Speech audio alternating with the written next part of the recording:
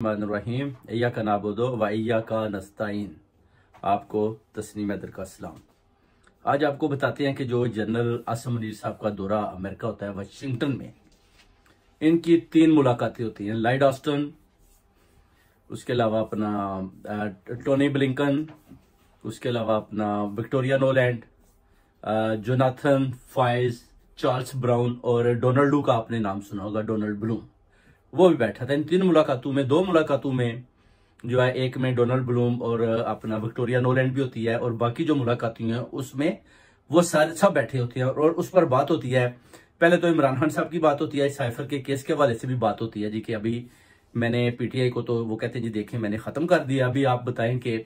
इमरान खान साहब पर जो केस साइफर के हवाले से चल रहा है उसमें हमने क्या तरतीब देनी है। जिस पर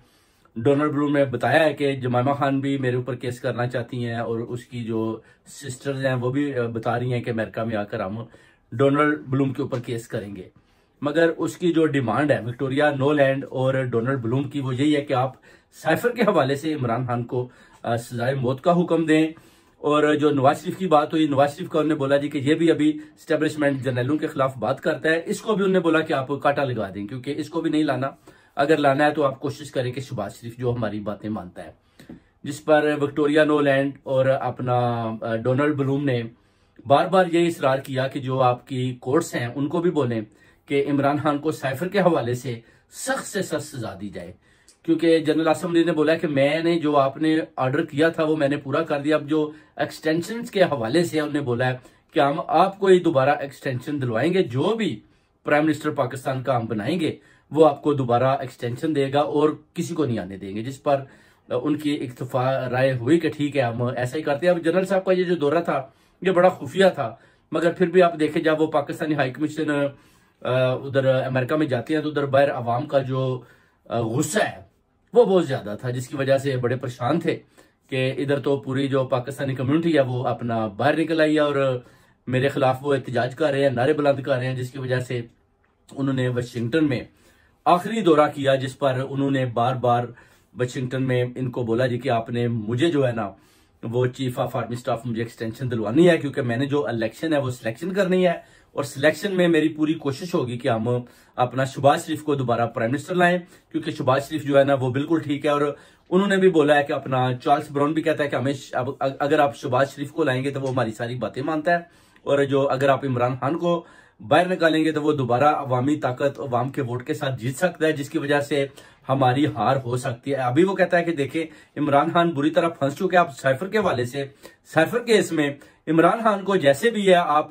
जजेस के जरिए आप एक गैर आईनी फैसला करें और इमरान खान को सजाए मौत का हुक्म सुनाएं, उसके बाद फिर देखेंगे कि अवाम क्या कहती है। जनरल आसिम मुनीर ने बताया जी कि जो अवाम है वो ना तो पाकिस्तान की बुज़दिल है, थोड़ी सी मारकुटाई की है तो ये सब डर कर भाग गए हैं। तो इन अवाम में वो जोश और वलवला नहीं है जो अपना तैयब उर्दगान या अपना आप कह सकते हैं कि ईरान की अवाम में है। जैसे आपको पता है कि जब ईरान में आयतुल्लाह खमीनी साहब इनकलाब लाए थे तो उधर 113 जर्नैल थे जिनकी उन्होंने आते ही बोला था कि इनकी गर्दनें उड़ा दें, जिसमें 77 जो जर्नैल हैं वो बेगुनाह थे, मगर उनकी भी गर्दनें उन्होंने इसलिए उड़ा दी थी। वो कहते हैं कि आप लोग भी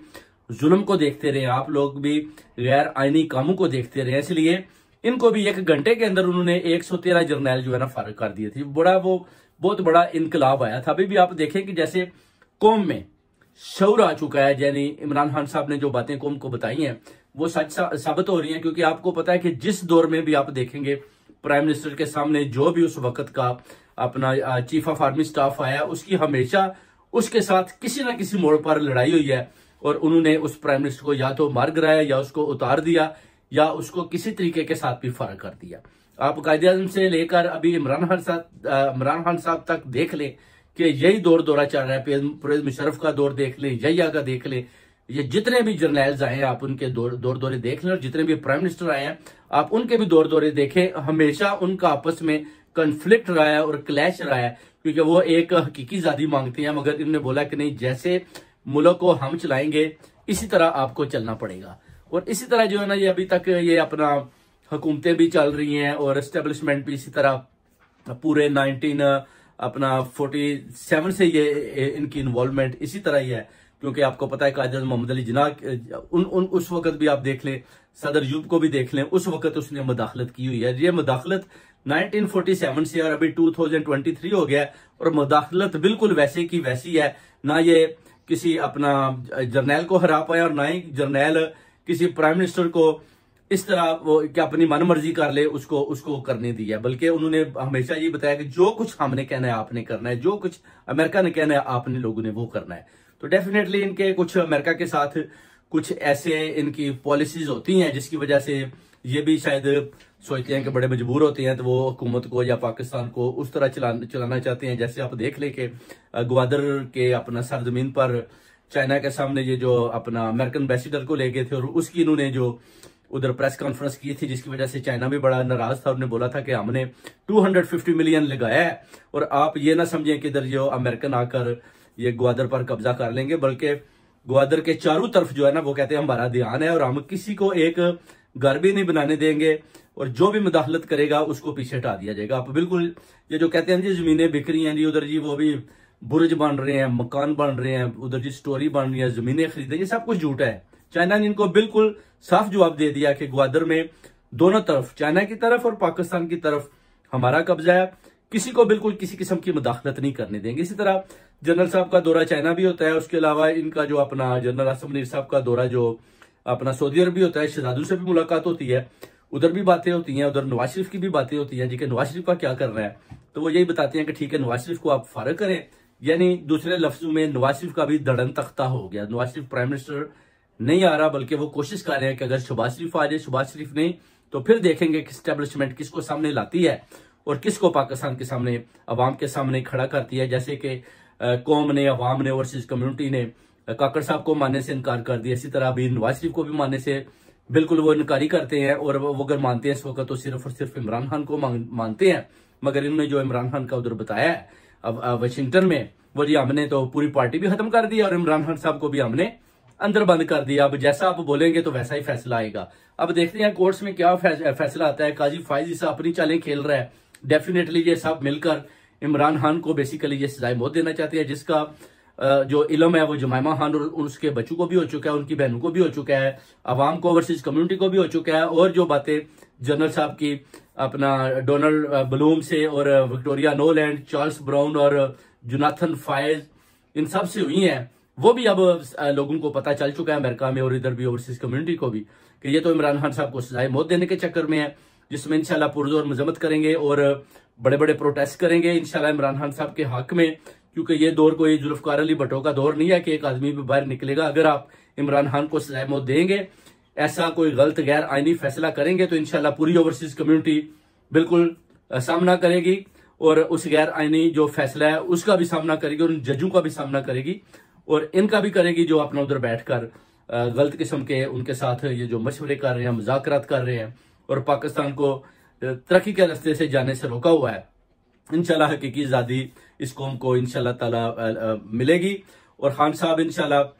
पूरी उम्मीद है पूरे कि वो कहते हैं कि जो शऊर मैंने बच्चों, अवाम और कौम को दे दिया, माओ बहनों को, इंशाल्लाह ताला वो कहते हैं कि इन सब का खात्मा होने वाला है। आप देखेंगे कि अगले जो 2, 4, 6 साल आ रहे हैं, इसमें आप देखेंगे पाकिस्तान में बहुत ही तबाही बर्बादी होने वाली है। या तो उधर हकीकी आजादी होगी तो या फिर इन सब जर्नैलों की छुट्टी हो जाएगी। अब दो काम होने हैं, यहाँ जर्नैल फर्क है तो या फिर हकीकी आजादी फर्क है। हकीकी आजादी फर्क हो नहीं सकती क्योंकि अवाम हकीकी आजादी के साथ है और जर्नैल है उनकी अपनी इतनी ज्यादा तादाद नहीं है, तो वो ज्यादा और ज्यादा मुकाबला कर नहीं सकते। इससे पहले ऐसा लाया अमल या ऐसे जो ये बना हुआ है सिस्टम, इसमें कभी भी इस तरह जर्नैलों का और अवाम का और अपना प्राइम मिनिस्टर का कभी भी इस तरह का क्लैश नहीं हो पाया जो अभी हो चुका है। और जैसे कि प्राइम मिनिस्टर साहब ने खुलकर बता दिया है कि इसमें जनरल बाजवा और डोनाल्ड लू ये शामिल है, इनको भी कोर्ट्स में लाएं, इनको पकड़ें, इनको गिरफ्तार भी करें, इनके ऊपर भी साइफर का डालें क्योंकि इन्होंने तो असल में लिखा है। तो जो लिखने वाला है बेसिकली